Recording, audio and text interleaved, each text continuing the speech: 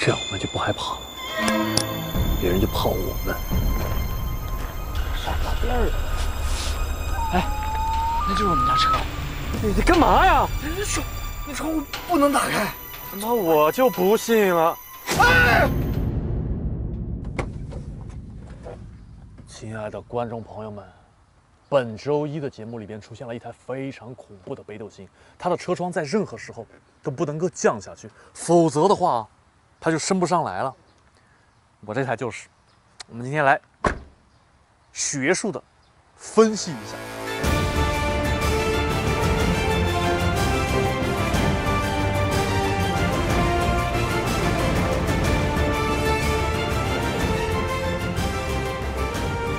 这个北斗星在当年为什么这么受欢迎？但是铃木却玩着玩着就 say goodbye 了。北斗星，我相信你一定见过它。你如果没有见过它的话，我叫你一声爷爷。我没见过呀。爷爷，你看这车萌不萌？可不可爱？卡不卡哇伊？对吧？这是90年代的设计啊。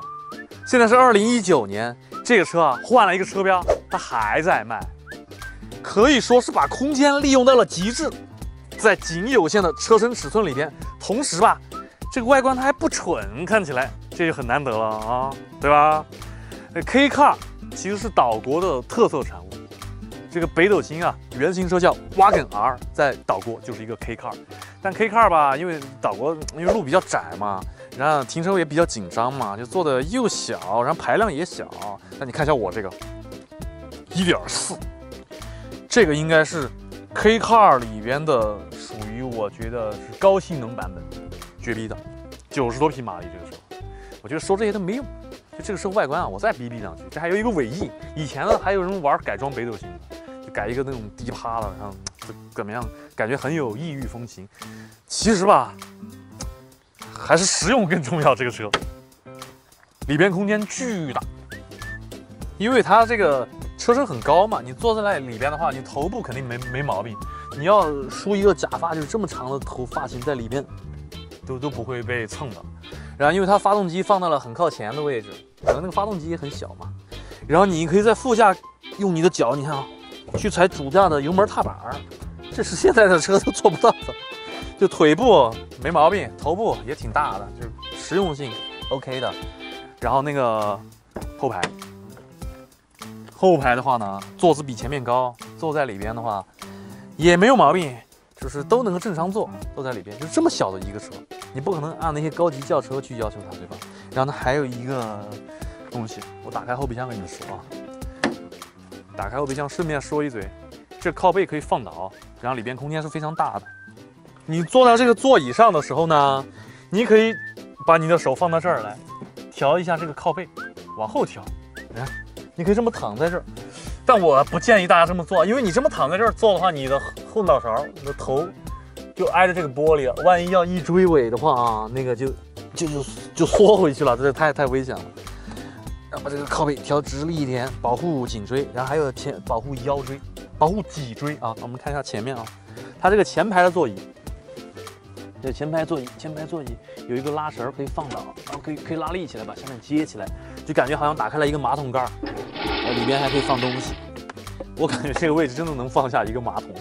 反正他们对于空间的利用真的是做到了极致，极为实用，然后又为小，然后这个车也轻。你看这个轮胎嘛，这个轮胎小小的，非常的小，100-200块钱一个，换起来便宜，油耗也低，就非常实用。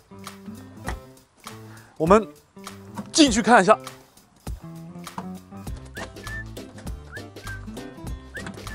只要你一坐到北斗星的主驾位置上，你就能找到开小面的那种 low low 的感觉。主要是它太老旧了，我的吉姆尼也是这样 low low 的感觉，全是塑料的不说了。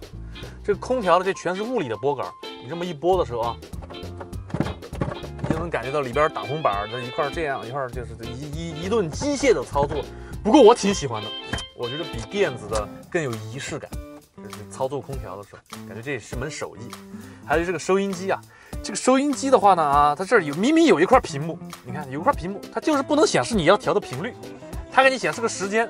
比如说我现在要听102.6，你根本不知道你是不是102.6，你只能听你听半天你会发现，这多棒啊！其实说白了，妻子的一系列的变化也尽在你的眼下了，是不是？那为什么你会有这么大的变化呀？其实说白了，不就是你强悍了吗？男人性能力不足的时候，软弱无力的。就我102.6这儿收不到，对，它这儿下面放了一块表，这上面还有一个表，这两个表时间还不一致，相差1个小时。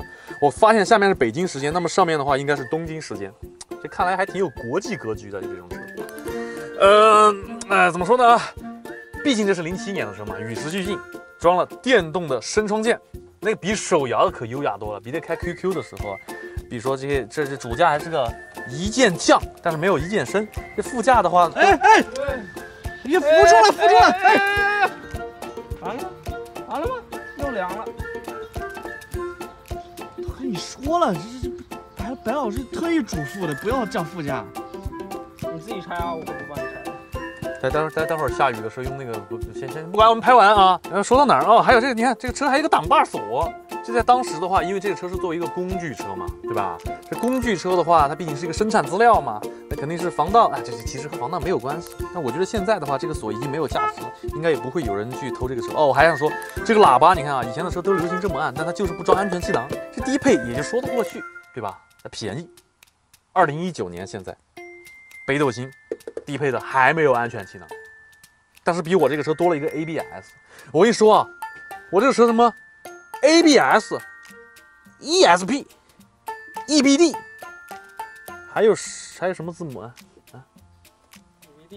？DVD、VC、CD， 反正任何的电子辅助它都没有。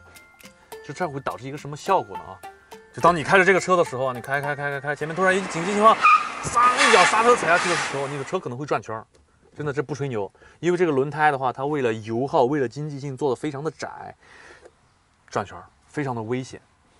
说到这个危险，我顺便说一下啊，因为这个 K Car 的话，在岛国它是属于一个相对来说比较低速行驶这么一个车辆，就是这个发动机啊，动力可强劲了啊！我待会儿给你们试啊，你看，这跑很给力的，这极速能跑，反正能超速，具体多少我不告诉你，对吧？就说万一要是发生碰撞的话。安全气囊也没有，还有这个车吧也很小，它其实很吃亏的。然后再加上前面的缓冲距离啊，等等啊，就反正说安全性其实还是差了一些。现在的国产车的话，安全性可以说比这个还是要高非常多的。我们说到哪儿了？我说到那个偏总结的了，对吧？你想一想啊，这个车现在就算给你堆配置，堆再高，能自动驾驶，你买吗？你也不买。真皮座椅给你装上，你买吗？你也不买，因为它怎么说呢？它可能没什么面子，所以说它现在还在卖的话，也只是追求的是一种低价位的工具车，因为它不容易坏，技术成熟，这个发动机，然后省油，所以说慢慢，因为人们的生活水平提高了嘛，这种纯工具、纯接地气的这种东西嘛，慢慢就被人抛弃了。但铃木其实是大家都知道造微型车非常拿手，那其实吧，这和中国的现在的消费观念呀，以及我们的用车场景，因为我们其实不需要这么小的车，就我们这路很宽，地大物博的，对吧？其实还是水土不服。